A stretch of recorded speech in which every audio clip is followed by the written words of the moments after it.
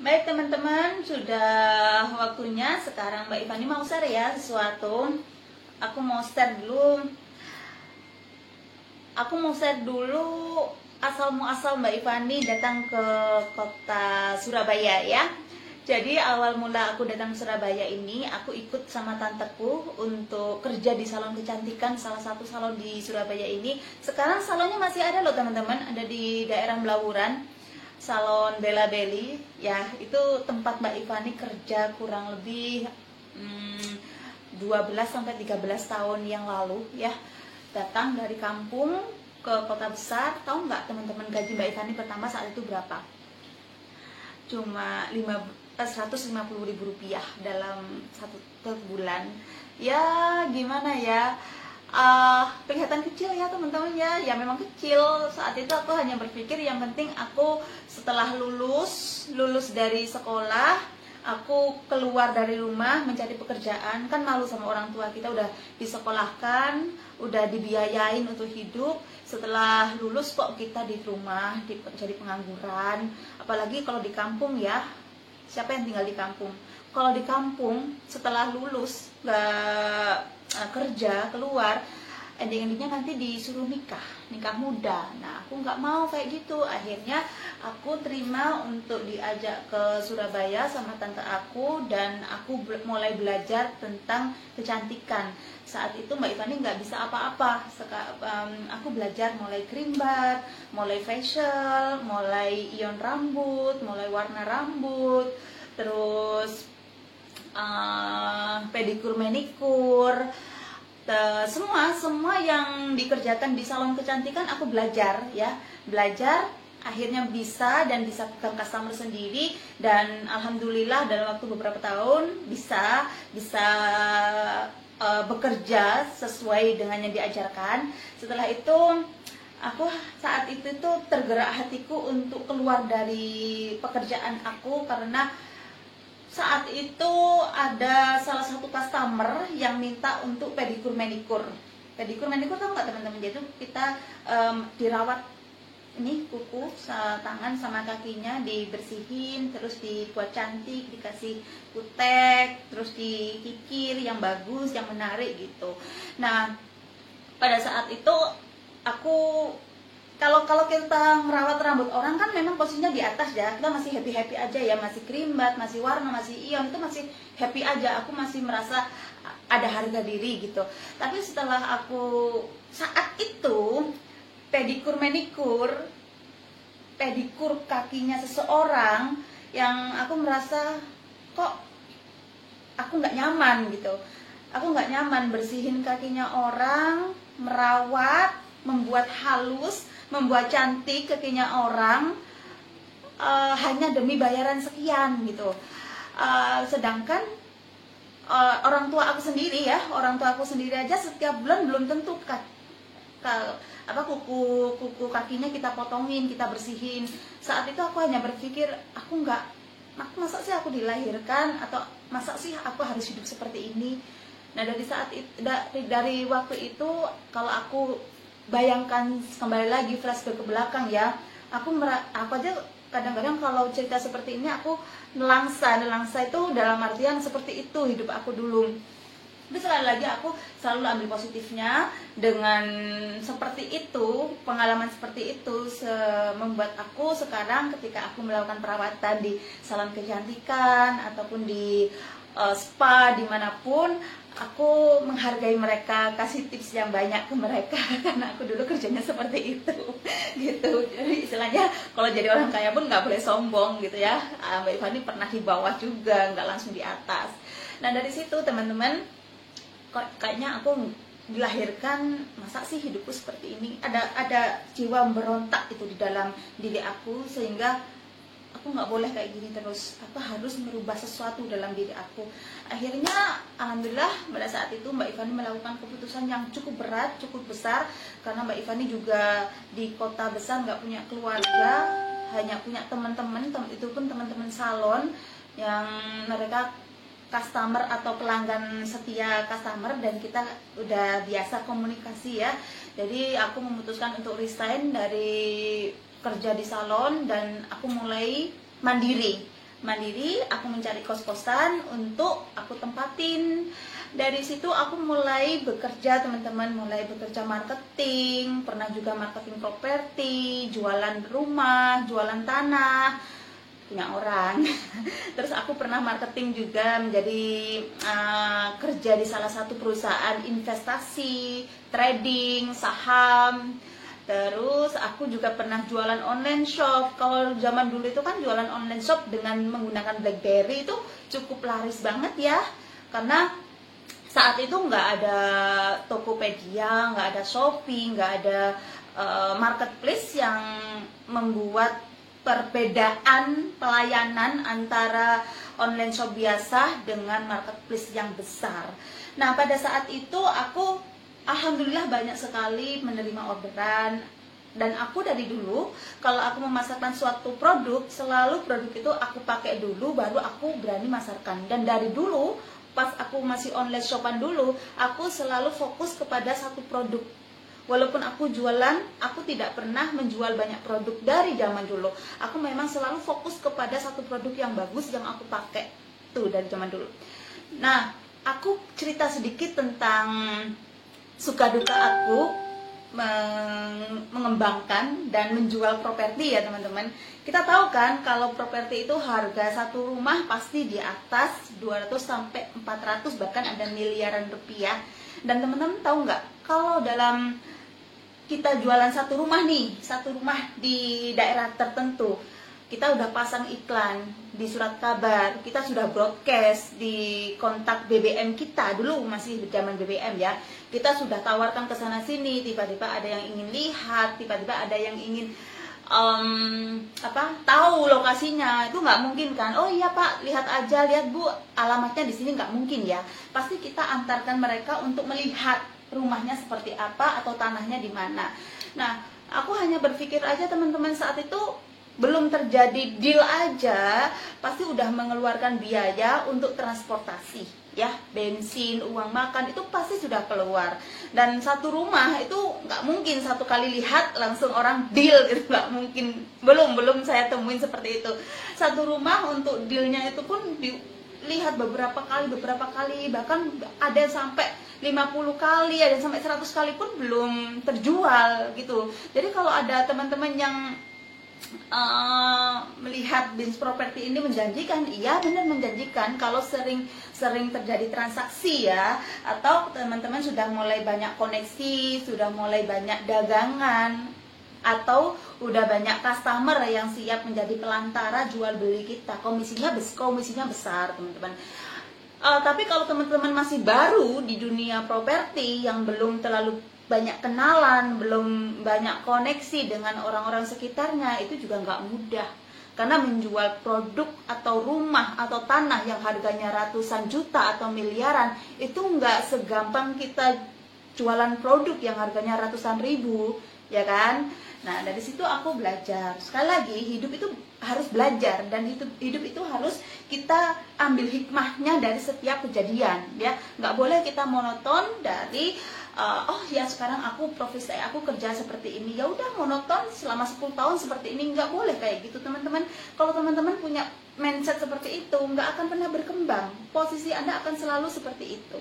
Nah, dari situ aku mulai masuk ke dunia trading, menjadi salah satu marketing ya. Nah, sekarang aku sering dimarketingin. Sering sekali ditawarin untuk ikut trading ini, invest ini, emas kek, saham kek, itu padahal itu aku dulu mainan aku di situ. Kenapa saat itu aku resign? Karena ada sebuah problem yang aku nggak perlu jelaskan di sini ya. Aku nggak cocok di dunia trading itu. Akhirnya aku resign juga, dan aku mencari peluang baru. Apa ya yang kira-kira yang cocok dengan aku? Cocok dalam artian gini, aku itu punya prinsip teman-teman. Setiap kali aku mengembangkan sesuatu harus bermanfaat untuk banyak orang, tidak mengambil keuntungan dari orang lain untuk kita dapat komisi saja, gitu. Nah, aku merasa saat itu salah satu orang ya, investor lah kalau dalam dunia trading ya, salah satu investor sampai loss kurang lebih 2 miliar. Ya sih, hubungan aku sama beliau masih baik, tapi kan ada sisi kemanusiaan aku tuh nggak enak gitu. Akhirnya aku nggak cocok di dunia itu. Nah, akhirnya aku kembali lagi jualan online. Salah satu krim yang aku pasarkan dulu itu mereknya D, depannya ya, belakangnya ada lagi. Itu krimnya bagus sekali saat itu. Racikan dokter, karena pada saat itu memang sangat banyak sekali krim-krim racikan yang dijual secara bebas saat itu ya. Masyarakat belum teredukasi dengan baik tentang pentingnya BPOM, pentingnya memilih krim-krim yang no merkuri, no hidrokinon tinggi, belum teredukasi dengan baik. Yang penting masyarakat saat itu taunya hanya hasilnya cepat, putih, glowing. Bahkan banyak sekali mukanya putih, tangannya ini belang. Antara tangan badan ya, apalagi leher nih, banyak sekali yang belang. Lucu nggak sih teman-teman? Atau teman-teman pernah ngalami hal seperti itu? Ayo ngaku siapa? Aku dulu seperti itu. Aku dulu jual krim-krim racikan seperti itu. Aku nggak pungkiri, memang hasilnya bagus. Dua minggu aja udah bagus banget. Dan ada seperti melupas gitu ya. Bentar ya, aku nyalain lightingnya.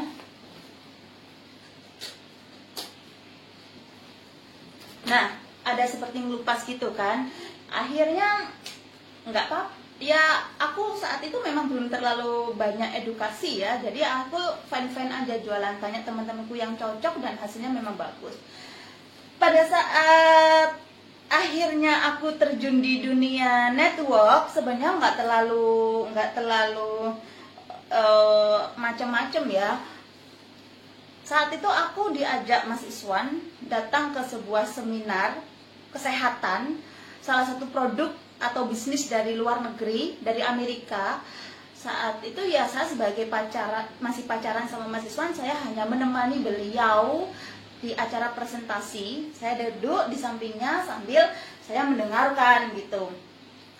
Lama kelamaan akhirnya saya mulai belajar, saya mulai memahami tentang produk nutrisi. Dari situ saya mulai mendengarkan juga dan mulai bisa menceritakan produk nutrisi tersebut kepada teman-teman aku yang punya masalah kesehatan. Nah, tidak semua orang itu, teman-teman, datang ke sebuah seminar bisnis, kesehatan, kecantikan, satu kali langsung dia paham dan dia langsung pinter. Sama halnya dengan Mbak Ivani. Dulu sebelum Mbak Ivani seperti sekarang, pertama kali datang ke sebuah seminar, saya duduk seperti ini. Saya belajar apa sih. Kadang-kadang pulang juga lupa. Habis itu diajak lagi, ikut lagi ya. Namanya teman kan, namanya pacar kan selalu nemenin dia ya. Ikut lagi.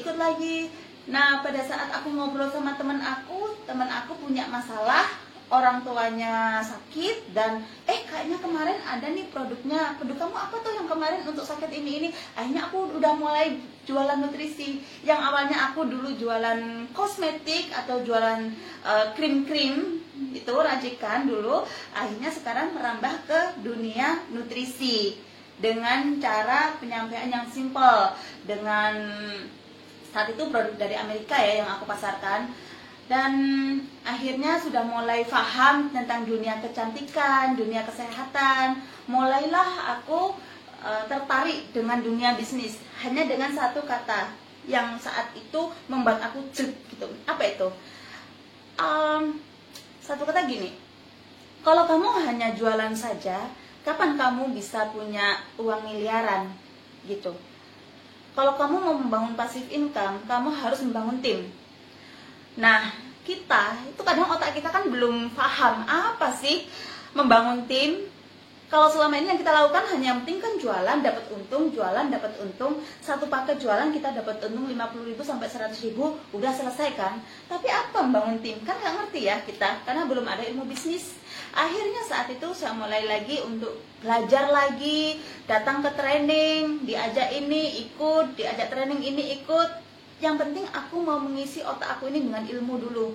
Karena aku yakin banget orang-orang kaya, orang-orang miliarder itu nggak mungkin mereka menjadi miliarder, orang kaya dan mempertahankan kekayaannya tanpa ilmu. Nah, saat itu saya benar-benar belajar, saya baca buku, belajar ke seminar, untuk mengisi diri aku, mempersiapkan diri aku menjadi orang kaya. Nah gitu ya teman-teman yang menonton sekarang ya, menonton live bareng Mbak Ivani sekarang, apapun profesi Anda, apapun keadaan Anda sekarang, Anda harus selalu belajar. Belajar dalam artian di sini untuk mengupgrade diri kita, mempersiapkan diri kita ketika kita menemukan sebuah peluang yang bagus. Bentar ya. Assalamualaikum, halo. Iya, bentar ya Pak ya, bentar ya. Iya, iya, iya, iya, iya.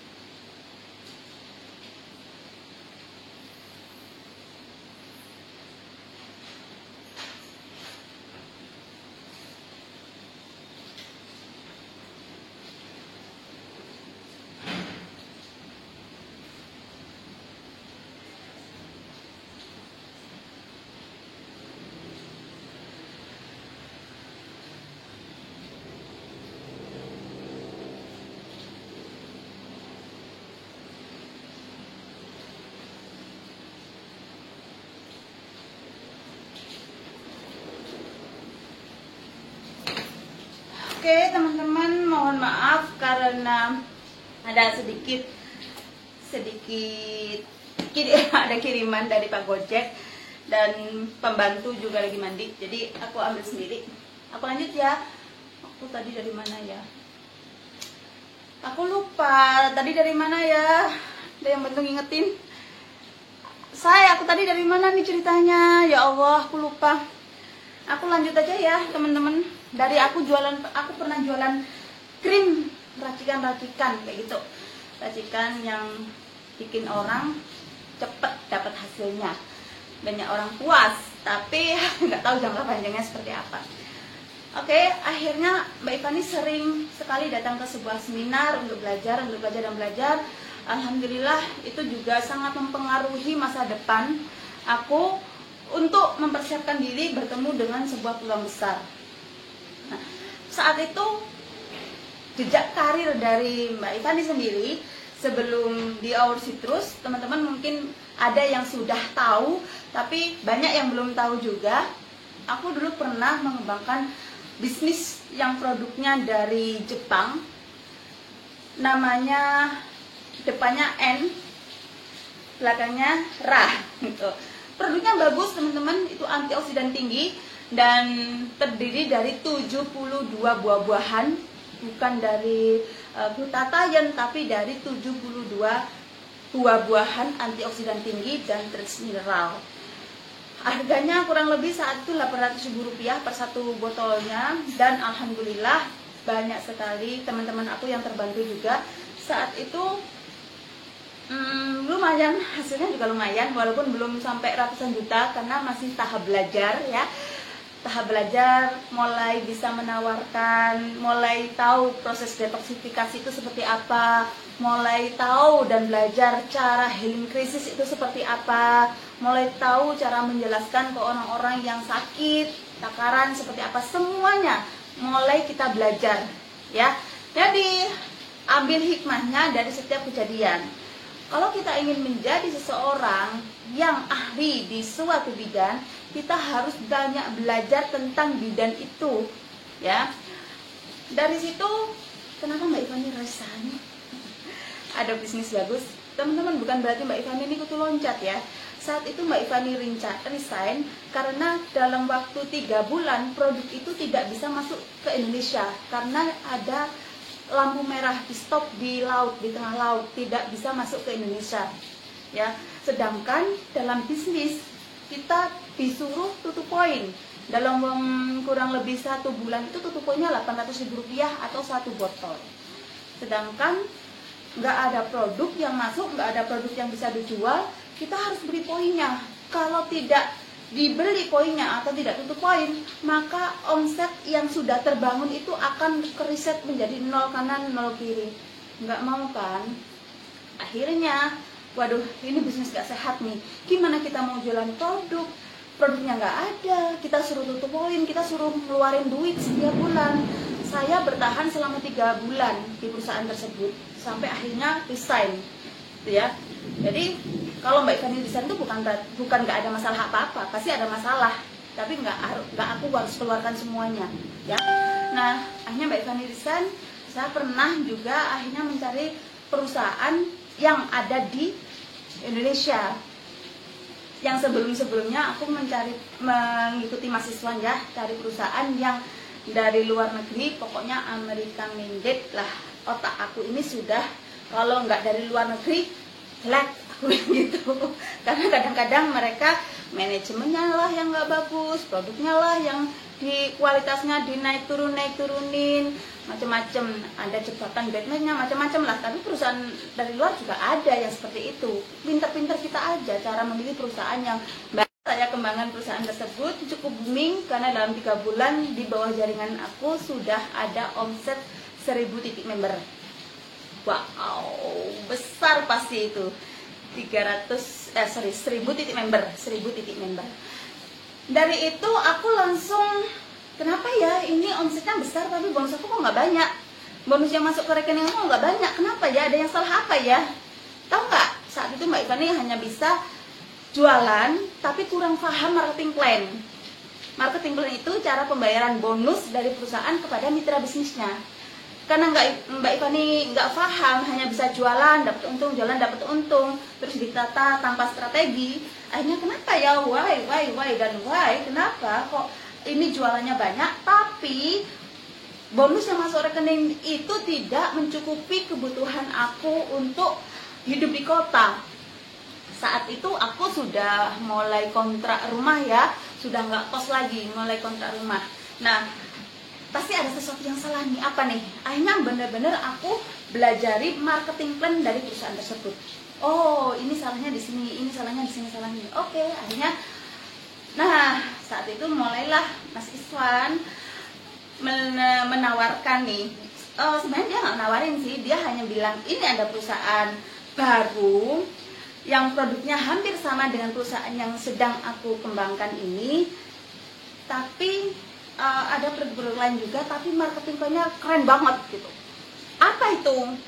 Nah, karena di perusahaan yang lama ini aku merasa aku udah kerja keras, banting tulang, banyak omset masuk, tapi kenapa hasil atau bonusnya tidak sebesar omset yang aku masukkan ke perusahaan?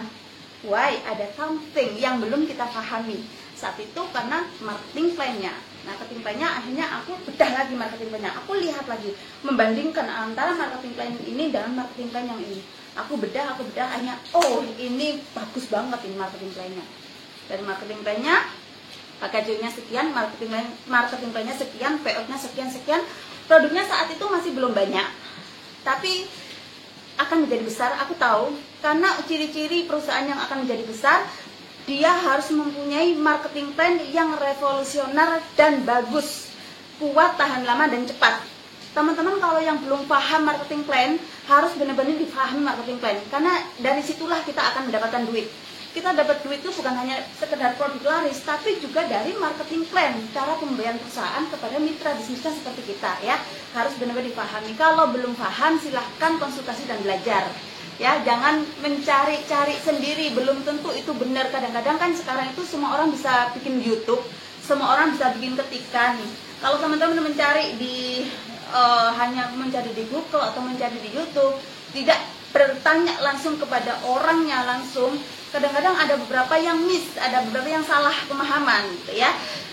Akhirnya alhamdulillah selama 6 tahun saya berkarir di perusahaan saya sebelumnya, cukup besar income yang saya terima saat itu, dan omset yang kami masukkan bersama tim aku juga cukup besar, bukan miliaran tapi triliunan ya, alhamdulillah. Jadi kalau dibilang saya mendapatkan puluhan miliar dari perusahaan tersebut, ya itu wajar karena saya kerja gitu ya.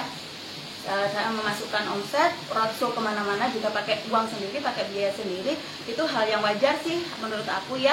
Bukan apalah-apalah, tapi itu sebuah kewajaran karena kami masukkan omset ke perusahaan tersebut juga sangat besar. Bahkan kalau kita bilang 95% omset itu berasal dari saya dan tim saya gitu.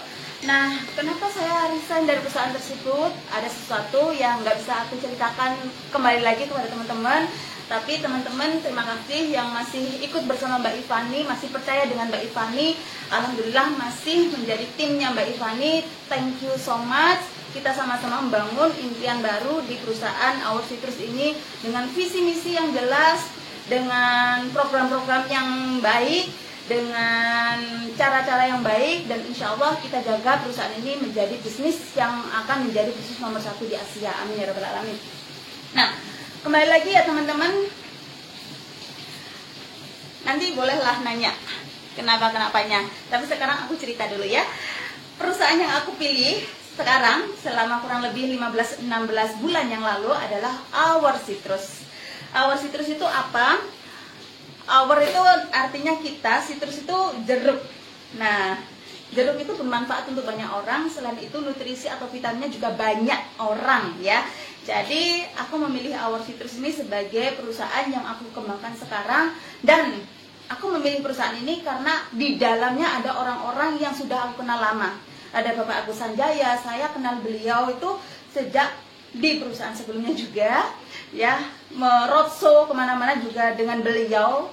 Jadi saya tahu banget dengan karakter beliau, saya tahu banget kinerja beliau, tahu banget keseriusan beliau dalam mengembangkan sebuah perusahaan. Jadi saya tidak ragu dengan beliau, visi misi yang jelas. Dan alhamdulillah sekarang terbukti dengan hanya dalam waktu 15-16 bulan saja, alhamdulillah sekali lagi Our Citrus sudah menjadi perusahaan yang sangat dibanggakan oleh Indonesia.